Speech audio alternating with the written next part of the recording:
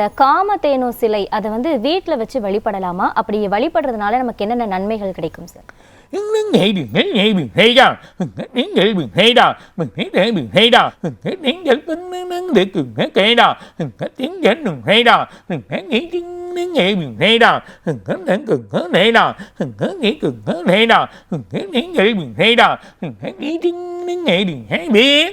காமதேனுன்னா ஒரு அர்த்தம் வந்து சுரபி.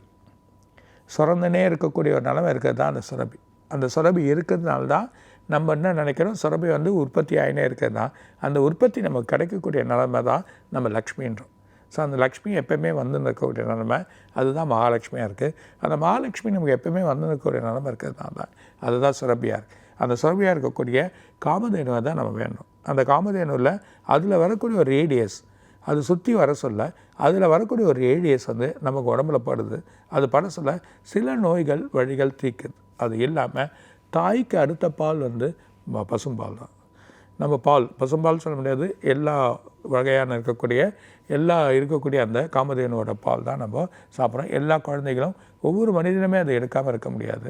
ஸோ அந்த மாதிரி நம்ம அது ஒரு சுரபியாக அந்த பால்ன்றது அந்த காலத்துலேயே நம்ம ஒரு மகாலட்சுமிக்கு வந்தது. அதனால தான் ஒரு வீட்டில் எடுத்தால் கூட அந்த பால் வந்து பொங்கி வரணும் அப்படின்ற மாதிரி ஒரு வீடு நம்ம கட்ட சொல்லியோ இல்லை புது வீடு உள்ளே போக சொல்லியோ கிரகப்பிரவேசம் பண்ண சொல்லியோ நம்ம வழி பண்ணோம். அந்த மாதிரியே பண்ணக்கூடிய நிறைய தான் நம்ம அந்த காமதேனு. அதனால தான் பசு எடுத்துகிட்டு வந்து வீட்டில் நம்ம வழி பண்ணுறோம். அதனால் வீட்டில் வளர்க்குறதோ பசுவோ இல்லை பசுவை தானம் பண்ணுறதோ இல்லை பசுவை நம்ம வழி பண்ணுறதோ அந்த பசுக்கு நமக்கு என்னென்ன பூஜைகள் பண்ணுறதோ இதெல்லாம் நமக்கு உகந்தது. முதல்ல மனசாந்தி கொடுக்கும், மன வழிகள் கொடுக்கும். அது இல்லாமல் நம்ம மனசில் இருக்கக்கூடிய பெரிய பிரச்சனைகளை தீர்க்கிறப்போ இந்த காமதேனு பூஜை பண்ணுறது நல்லது. மெயினாக உங்களுக்கு எடுத்தால் இந்த லக்ஷ்மி நோம்பு வரும். இந்த லக்ஷ்மி நோம்பு எடுத்திங்கன்னா மெயினாக வந்து வரலட்சுமி நோம்பு. இந்த வரலட்சுமி நோம்பில் நிறைய வந்து பெண்கள் வந்து தன் கனவுக்கோசரம் வளையல் வழி எல்லாத்தையும் போட்டுக்கின்னு நம்ம வழி பண்ணக்கூடிய நன்மையை அந்த பூஜையிலையும் இந்த காமதேனு சேர்த்தா இன்னும் நல்லது. அந்த காமதேனு ஒரு பலனை பெரிய வழியை கொடுக்கக்கூடிய நிலைமை இருக்குன்றதை சொல்கிறார்.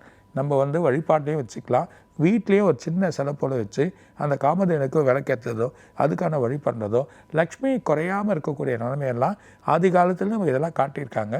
இதை வணங்குறது ரொம்ப நல்லதுன்றதை சொல்கிறார்.